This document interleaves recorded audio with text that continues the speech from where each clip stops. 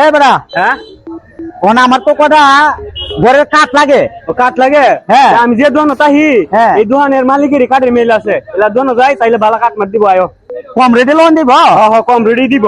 আচ্ছা আচ্ছা তাহলে তো ভালো আছে বেড়া, তুই না আমার কালার ঘরের ভাই, হ্যাঁ। তোর তোর মালিকের তুই তুই কাঠ লই আমি, তাহলে তো মনে হয় কম রেটে লই তারপর। আমার কালার করে ভাই তো মানে আমি হ্যাঁ। আমরা কমই দিব আয়ো। আচ্ছা আয় যাই ঠিক আছে।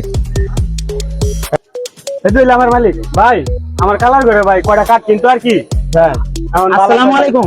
ওয়ালাইকুম সালাম। ভাই আমি একটা ঘর বানতাম, মানে আমার কালার ঘরে ভাই লাগে, এরা জিগাইছি পরে কইতে আমার মালিকের বলে। আচ্ছা আচ্ছা চলেন চাকাই গে। ও আচ্ছা আচ্ছা আচ্ছা আচ্ছা পরে আলাদা করি। হ্যাঁ আচ্ছা এনে আচ্ছা ভাই ছাড়াই দিয়ে দুটো রেডি দিব এখন ভাই তো আয়ো আমরা চালাচ্ছি। তুমি আচ্ছা বল ভাই। আচ্ছা ভাই বলেন। আচ্ছা ঠিক আছে।